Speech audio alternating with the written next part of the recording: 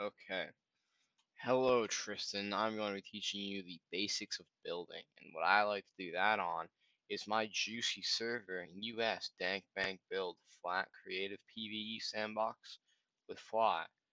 Now, if you ever want to test your builds, maybe build the base designs, go ahead and hop on this server.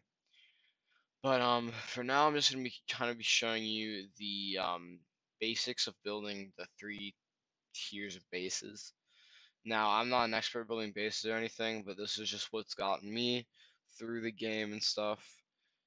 Showing you the beginner base, the medium-sized base, and the late game base, which will have their own specific gear and stuff inside of them. So, currently we're playing on the 3x solo server, and that server you're gonna probably want to jump almost to main or not main base, mid-tier base almost immediately. Sorry. And it's not that hard since we can farm so much. But I'm just gonna be showing you the basics of how the inside, the outside should look. Because while the game is similar to Ark with building, it's also very different. Because with Ark, it's turrets that protect your base. With Rust, it's honeycomb and good design that protect your base. And you're gonna protect your base. So you might have like a shooting floor, which a lot of people have. A lot of things like that. So first got to load into the server, and this is I just downloaded OBS and got a video streaming platform, all that, so I can make videos now easily. So now I know how to pause the video, so you get to watch me load in. It should not take long though. I've been in the server multiple times, but I guess I'll just talk you through some of the things first. So basically, one of the big things with Rust building is the airlocks with doors. The door airlocks are very important because doors are the cheapest way of going into a base, and that's how most people do go through it. It used to be with explosive ammo and silencers. You could just silently blow through each door with explosive ammo, and no one could hear you. You could silently just get in the base, get TC, place a door, you're fine. But with the recent patch, they nerfed silencers, making it so they take or do less damage to walls, doors, etc.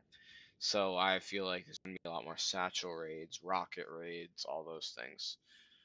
But they're just allowed. That's the reason people didn't do it in the first place. But you need a lot of doors because with satchels, it would take like 4 satchels to go through a door, but it would take 10 to go through a ceiling. So a lot of people will go through doors, and that's why having a lot of doors is important. Okay, so here's the server itself. I'll just hop into a plot real fast, and I'll show you the basics of building. So I like this server because you can see other people's bases. I was trying to go far enough away that you don't hear the kids raiding their own structures, because that happened in the server, like tests stuff. This is actually where I created my spreadsheet for explosives, which you could have if you ever wanted. So alright, I'm gonna show you the basics of building. So basically, a starter base is pretty simple. A starter base is usually a 2x2. This is my starter base that I always do. I always do a stone starter base with walls surrounding the entire thing. And then I will do a double door. This is actually Paul's design, by the way. This is Paul that made the design, but I use it quite a bit because it's not a bad. So starter base is not a base you should be in for more than a few hours, to be honest. Starter bases are just something to get your squad together, get maybe some low tier loot, maybe keep your loot that you're farming up for a high tier base, something like that. So this is what a starter base is gonna look like. It's gonna have probably a door with a key lock, and then over here it will have a double door. And then the cool thing about the starter base is the reason we have a double door is because it can do this, which this door opens in this doorway, and let's say you leave this door open somehow, right? Kids can jump in. They can't run through this doorway because this door is blocking it. This door is closed, they can run. This is what a basic starter base looks like. There'd be a TC here, maybe some boxes. It's not that hard. Now, the key thing about the starter base is you see the airlock is just one so far, but it's also a double door airlock. You cannot only have to blow through one door, unless this door somehow gets closed by like one of the people that are in the base. So basically, it's going to be two doors. You're going to raid this, or a ceiling, or a wall, which is going to cost around 8 to 10 satchels, which is pretty good for a starter base. A little 2x2 with an airlock. Now let's say a mid-tier base. Now the big thing about bases is that they will always usually follow a set foundation pattern. So the core, it depends on how big you want your core to be. My usual core for bases is are you joking? Alright, Tristan, well, here's an issue you'll run into while building. Is let's say, uh-oh, you've placed the foundation wrong, so you can't do this, but I can because it's a gun server. I can go into items, I can bring out an LR, and then I can also get 1,000 ammunition. And then I can take the LR, which you'll take a hatchet or a crossbow, and then all you will have to really do is just shoot out the foundation. Well, so usually bases follow set patterns of foundation. So this could be your core of the base, which the core means the first level, second level, however levels you want to make it. Now, you can obviously change it up, make like a weird pattern for your core. Maybe you could do like a bunker like this, and then have like loot down there. You can just set like a weird fucking design for some reason. I don't know why you'd want to, but there's a weird core design right there. It's not really that useful. I would never use it. Personally, I usually use a 2x2 set core design. It seems a lot easier, and yeah, and you can even upgrade your starter base from this design. That's what I did in the solo server. So now, since you have your core, what you want to do is you don't want to have airlock. Now, triangle foundations are amazing for airlocks. Everyone uses them. So the biggest set airlocks that a lot of people use is the typical triangle set airlocks like so, and then you can fill in square foundations here like so, and then there you go. You have a pretty good, you have the 2x2 still, it's right there, and what's it called, and you have your airlocks around it. So these are all new walls, and even walls in the middle of those, just so kids, if they're gonna rocket raid, they're gonna have to use more explosives, because your biggest goal for your base is to make it cost the most it can for kids to raid, because the more it costs, the less they're gonna get in. So now here is a big part of what you want to do for your mid-tier design. I'm going to be going with this design for my base, right? You don't want to make it all stone. I usually place the wooden outline first before I do anything, but for your sake, I'm going to make it stone so you can see what it kind of looks like when we're all done with everything. So, basically, now you're going to have to decide where you want your door. Now, what I will do is I'll put a triangle off here, or never mind, I'm stupid. What I usually will do is I will put a triangle off here, and then I will add maybe another one, and then that. So it looks really weird, and kids are obviously going to tell that this is going to be just a giant, more like door airlocks, but it's going to cost them more, or they'll have to use rockets, which if you're going to upgrade your base to sheet metal, will cost even more for rockets. So what I will usually do is I will do a few doors here, like a door there, a door there, a door there, a door there, a door there, and then a door there. So you can see is that the doors can get right into your 2x2 inner design. Now, you can either decide to make your inner design however you want it, or you can add more doors inside your inner design like that or something, and then have like a TC room be this square. Or what my old design was I'd cost even more to make it go through things, so I'd make 2 doors there, and I would add 2 walls here. So you can see our inner design is split. And then I would have, maybe this be my TC room, some forges in that one. Then I would make maybe this be my ladder hatch, and then there would be like my research, my workbench and stuff. So what we're gonna do is we're going to do a more. Let's think about this. a more simple design for you first, just so you can get into making your base how you want it whenever you want. So basically, how this is gonna work is I'm going to first just get down all of the airlock.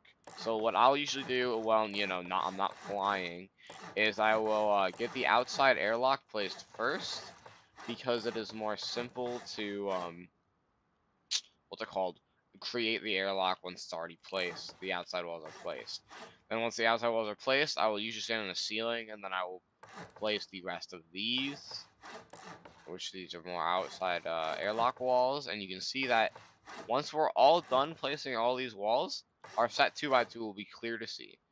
And the only problem with that is that other people will also see that they're on top of the base.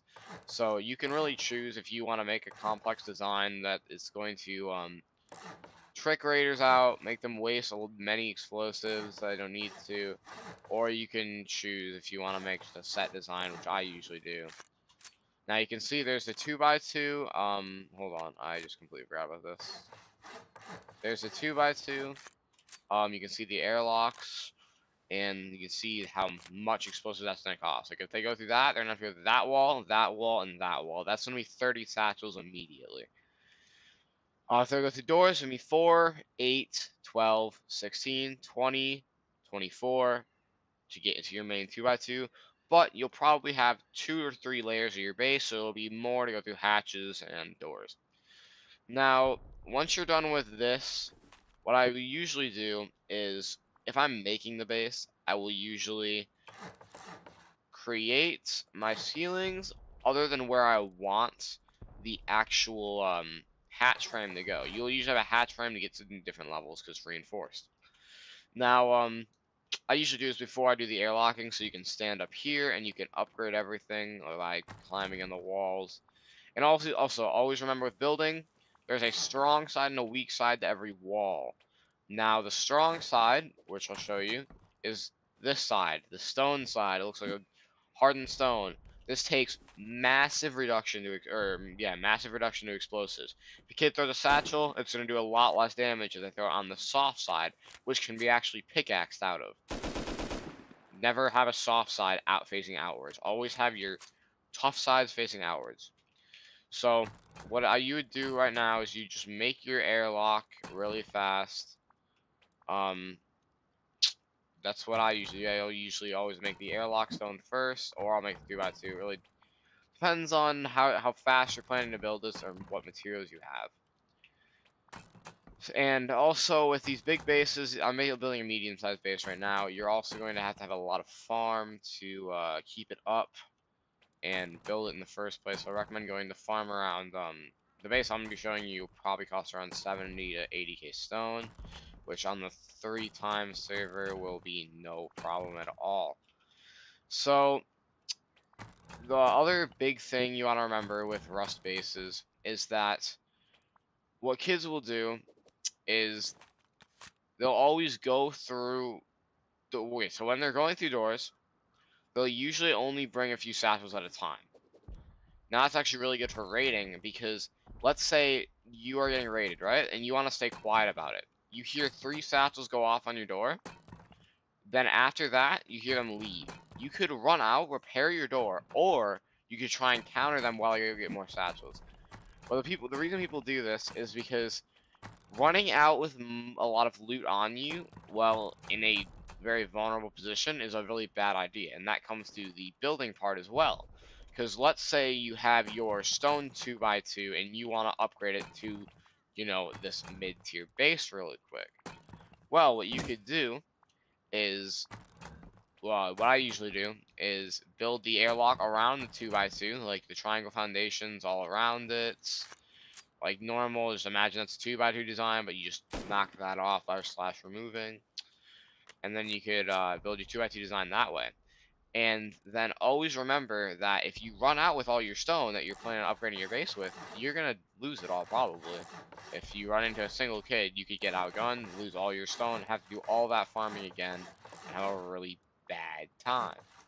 So what I recommend doing is, when you're upgrading your base like I am now, only take out around 10k to 15k stone at a time. and always stand on top of your base when doing things. Because if a kid rolls up over there behind that base and you are down here, he's gonna have free pickings. You're gonna have to run around the base, take cover, and then shoot back. Where if you're on top, you have high ground, you can shoot, and you can go inside, maybe go back, peek back up, shoot again, inside, peek back up, shoot again. Or you can build a ceiling, seal yourself off in your base, and then deal with it later. So that's what I would do for building, is I would take a bit out at a time. Let me just finish up this base design here.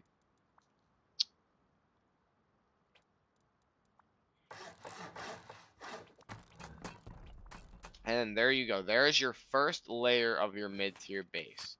So you can see as you go through the doors, it will access your main 2x2, but instead of the stair being here, you're going to make a hatch frame. Now I don't have one on me, but I will grab one. A hatch frame usually costs around a 3 gears, sheet metal, and a ladder. Now, another big thing with building is with ladder hatches and double doors and things, what you can use is double doors, a wall frame. This is how you make double doors, garage doors, etc. Now, a hatch frame, you make a floor frame, and it will make this square box, which you also need to upgrade. Remember, if you not upgrade, kids can shoot it out and destroy your thing easily. So, let's say I place my ladder hatch. This is what a ladder hatch is going to look like. When you press E on it, it's going to go down like that. You can climb up the ladder, you can get up here. You will also have to place a code lock or a key lock on the ladder hatch. Want to make those on almost everything. Even your boxes, you can put code locks or key locks on, which are really recommended. So now, you have a second story to your base. Now, if you really wanted to keep it really simple, you could just keep it like this. Maybe make like a 1x1 right here with a door so you can get roof access, and there's your little base. This is for like 1 time, maybe 2 times servers. For the 3 times, you're gonna want to go a little bit bigger. You're gonna want to make sure your base ain't nothing to mess around with. Your base is gonna cost a bit. So what I usually do is I will make my set 2x2 formation, and here's a little thing that Paul knows I do, but I've never taught Paul how to do it. So you're actually the only one that knows how to do this. So it's called an unraidable loot room. You've probably seen it in a lot of videos where it looks like this. It's gonna be maybe 2 windows, and there's gonna be a wall here, and it's gonna be straight like armored. It's gonna be cost tons to get in. It's gonna cost fucking thousands of explosives to get in that box right there, because it's just all straight armored. Now the good thing about this, and the reason people do it, is because what people can do is grab, let's say, some salvage shelves. Look how organized I am for this video. Grab 2 salvage shelves. There's some boxes, and then you're gonna also want some window bars, which are not in this tab, and they are in this tab. I'm just gonna use wooden for now, but you gotta remember that to be metal, so it costs a lot for kids to get into. Because the whole goal of these things are once you place down your salvage shells, which you'll place them far back, a lot better than I am right now. I'm just throwing them down to show you. Once you place your salvage shelves, you can place your boxes. By the way, you can rotate items using R when you're in your building.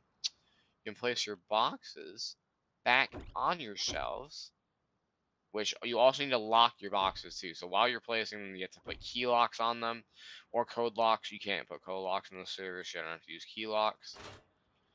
And the reason that is so people can't access them randomly, but you can. So the problem with these things is that they're actually pain in the asses to build, because if you do not have a if you've no clip like me, I can just no clip through these windows and all that, fine. But you yourself, if you build the windows first, you're gonna have to jump through the window, which I'll show you how easy that is. Maybe I'll try this one.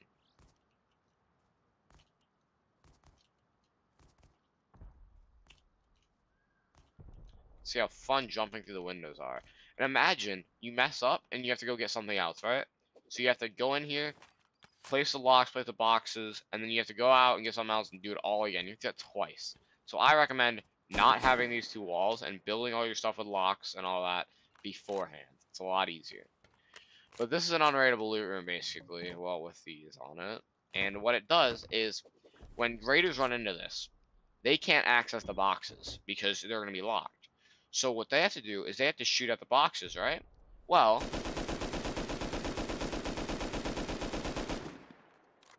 box is stronger than I thought. But you can see as I break out these boxes, this is what you're gonna have to do. You have to just shoot out the box, shoot out the box, shoot out the box, shoot out the box. Now, while you're shooting out this box, there will be a bag that drops down. They can't reach the bag. They can't touch that. So they're gonna have to destroy the window bars or this to get into it. And it's gonna be a pain in the ass. So that's basically what an unraidable loot room is. Obviously, is raidable. It's just they cost a lot of resources. Now, I do realize how long this video is getting. It's around 20 minutes right now. And I do apologize. I don't know if you're going to watch the entire thing. But this is just kind of the basics of Rust building. This is what I've learned from my 200 hours in Rust. Which, there will probably be a lot better base designs I build in the future. A lot better and stuff like that. If you ever do need a video done on, like, basics of whatever, tell me whatever. I might make you a basics of explosive video. I'm not too sure what I can make. I just want to make this so you don't get offline rated every day and then not want to play the game, because that's what me and Brandon did. If you ever do need any help in game, just ask me out and I'll easily help you. But you can see right here what I'm doing is I'm making the airlocks again. I'm not going to upgrade the stone because that's going to make the video 50 minutes long. So I'm just going to make them all twig and just imagine they're stone. Alright. Just imagine these twig shits are stone. So then I'm basically making the exact same thing on the first floor than I am on the second floor. Now, yep, you can see your set 2x2 design. Usually I'll have a ceiling here. And then the best part comes next. You get to build a roof camp tower. Now remember, you do not have to do this at all if you do not want to. If you think that this is well enough, you are fine with this. I'd make roof access and you're done. Because a roof camp tower is when you have L9 6s, bolties, maybe even SARs with 8x scopes. Now, what a roof camp tower is going to do is, let's say you get run up on by a killer DB, maybe door camping. He's running away with your AK. You can jump up to your big boy roof tower and just end his game while he's running away. It's really, really fun. Or maybe, you know, you feel a little toxic. You sit in your roof camp tower, just get naked over there. Bop, bop, bop. Just pop heads. These are more useful in larger pop servers. Not really this little server, but I'll still show you how to build one. So the biggest thing in the roof camp tower is you're going to have a ladder hatch here. Which is going to lead into your tower. Now, you can either choose to make a 1x1 tower, 2x2 tower, 2x1 tower. It really does not matter. All it matters with the tower is that it is a little bit higher than the rest of your base.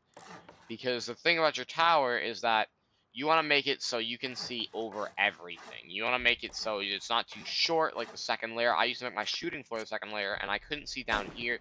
And it would be so low that some kids, when I was fighting them, they could just pop me in the window. So this is my ideal shooting floor. It's about 3 high. What I do is ceilings, maybe if you want to build stairs there, ladder hatches, whatever. You just get it up here. And then you can build all of these windows all around. And there you go. There's your shooting floor, basically.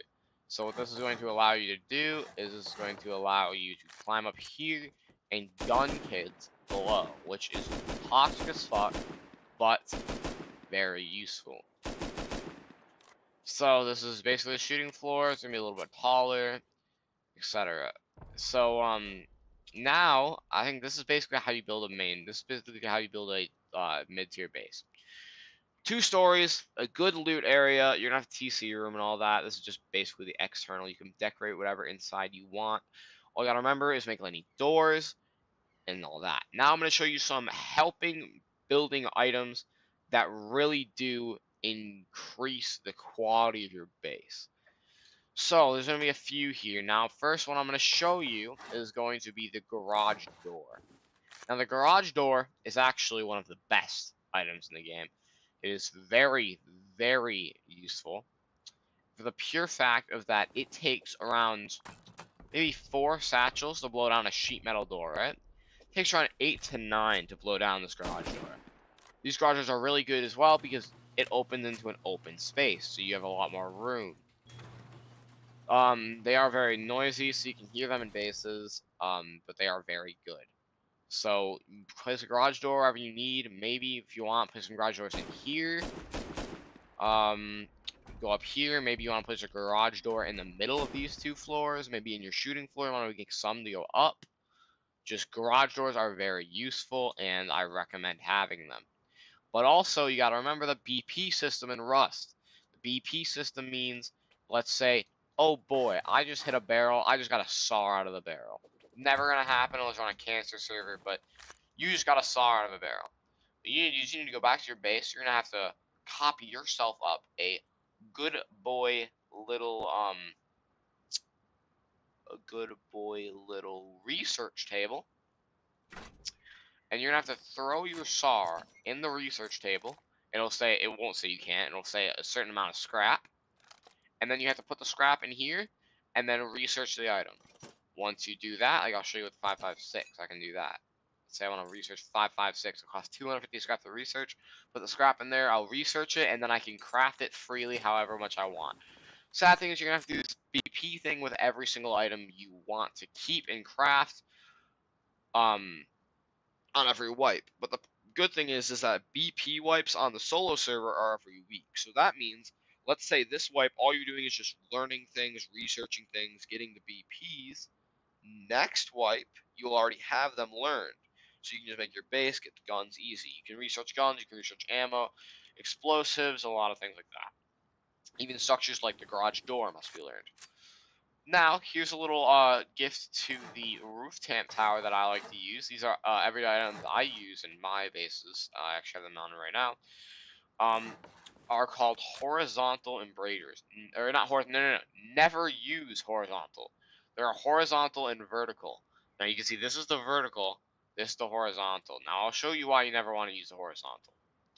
Now, maybe you could find a good use for it, but I have never found a good use for the horizontal. Every single time I have, it just blindsides me, and it's very hard.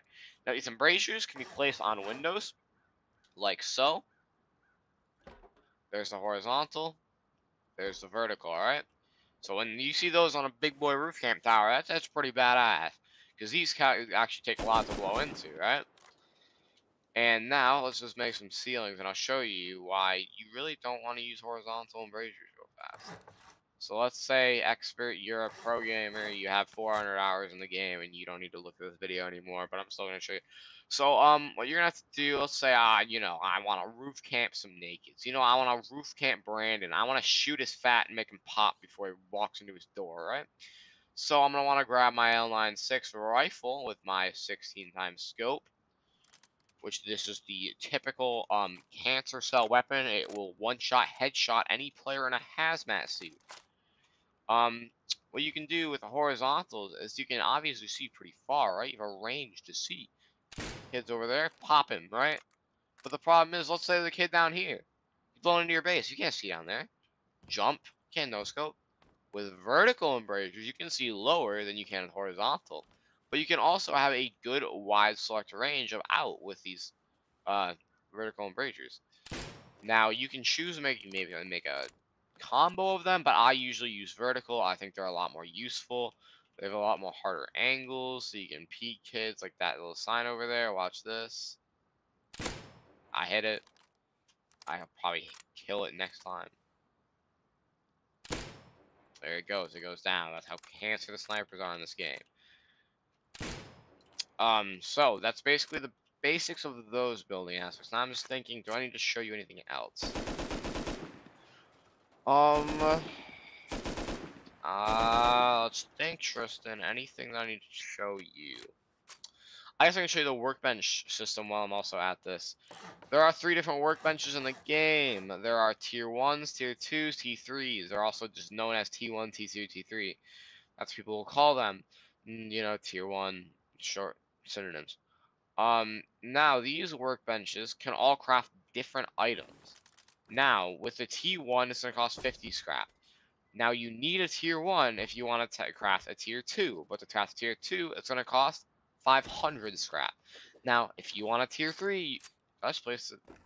Oh no. If you want a T3, you're going to need a T2, which is going to cost 1,250 scrap.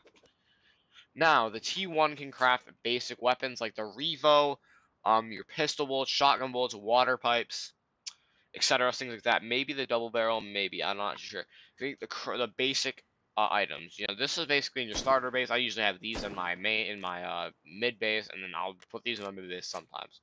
Now these can craft your mid-tier guns, your ladder hatch, your SAR, your Tommy, your custom, your DB, your garage doors, your embrasures. A lot of the mid-tier items, like from this base, are in this workbench. Now, the T3 is all of your top guns, your AKs, your bolties, your explosive ammo, your C4, your rockets. This is all your high tier stuff. Now, also some guns like the LR and the L96, the both guns I have in my inventory, cannot be researched because they can get out of supply drops or maybe loot crates, but they cannot be researched like the AK and the semi and all those. But that's how the workbenches work. You need to get scrap. You can make them like that. That's the basic workbench system. Now, oh, some other things you can do in the base are traps. Traps are also very useful. Um, and they're not like arc traps. Like arc trap, well, no, I'd really arc turrets. Like arc turrets, you can obviously see our what's it called? Are like these auto turrets we have, right? I'll show you all the traps that are useful. So there's these turrets, right? With this turret, you don't set it on the side of your base, and then you don't. You remember you have to always off your tools, your traps to press E and off them, and then you can turn them on. And there's your turret. It has power, and it will shoot kids that come too close. Now, when you really look at it, it's actually just an AK with a laser sight. But you can obviously see lasers and stuff. Now, if you come too close, it's gonna start on you, right? You can't do much when it does that. But the easiest things you can do is, let's say, it's firing at you, and it's on the roof. All you have to do is build a wall, make that stone, and you can do something called baiting the turret, which you can literally just sit right. No, that's a little bit too close. Right here, maybe, and it'll shoot at you. But all it's gonna shoot is the wall. So you can just sit here, and the turret will just go and hit you once every so often. Draining turrets are one of the biggest deals of destroying auto turrets. Auto turrets can easily be destroyed with guns, obviously, but not a lot of people do that because they're going to need to drain them. Now, I do not know actually very good spots to set up auto turrets myself. I usually set them up in compounds surrounded by high externals. I'll set them on the ground, so if they climb the walls, the high externals, they have to deal with an auto turret. Now, the most infamous, amazing trap in the mid tier is the shotgun trap. They are amazing. They can be placed on ceilings, walls, doors, or not doors, but foundations, things like that. So you could set, a ceiling trap or a shotgun trap right here. You know what those do. You watch trap bases. You walk in, that's gonna go bop, bop, bop. It's gonna shoot at you, right? You can do so many cool things with these. You can set them in front of doorways up here. You can set them in your main loot room. You can set them on the ceiling, set them on the floor, etc. Shit like that, right? Now, there's also the bear traps. You can detonate your own traps. Let me remind you that. All of them. Even the shotgun trap, but that's only if you shoot it. If you shoot your own trap, it's gonna go off. Remember, if you have TC access, your shotgun traps and your flame traps will not hurt you. If you have off on the auto turret, it will not hurt you. Now, bear traps are different. If you walk in a bear trap, you're walking in a bear trap. You're dead. So you're gonna walk into that thing, you're gonna hit, you're gonna go down most of the time. So those bear traps, people don't use them much. Now, I guess I didn't grab a flame trap. I will show you the, okay, well, the flame trap is blacklisted, but basically what it is, it's kind of like an auto turret, but it rotates around like this. Doesn't look behind itself, but it shoots flames, like, all around like that, and it'll burn you, and it actually does quite a bit of damage. It takes low grade of fuel. Auto turrets take, 5.56, and shotgun traps take handmade shells or shotgun shells. Now that's basically with the shots themselves, and there's not much else to show you. There's only sheet metal doors, basic doors, and armored doors, which are really useful. But other than that, I think this might be it for the base building for starters and etc. Because this is basically just a mid-tier base. This is what you got. And once you get Rust's building mechanics down, you don't really have to worry about anything, because it's pretty simple once you get them down. Now, if you ever do need anything else, you need any videos made, you tell me. I can easily make something for you. I can help you out with anything you need. Right now, you can watch me blow the fuck out of my twig base. You can see the unrateable loot room survive our rockets. See how many rocks it takes. Alright, so it did 200 damage, so it's gonna take around 40 rockets to blow into that. Yep, you can see how overpowered that is. Yeah, that's your mid-tier base, roof camp tower, all that stuff. That's basically all. So I hope you enjoyed. If there's anything I forget, I'll tell you. And I guess I will see you later. Peace.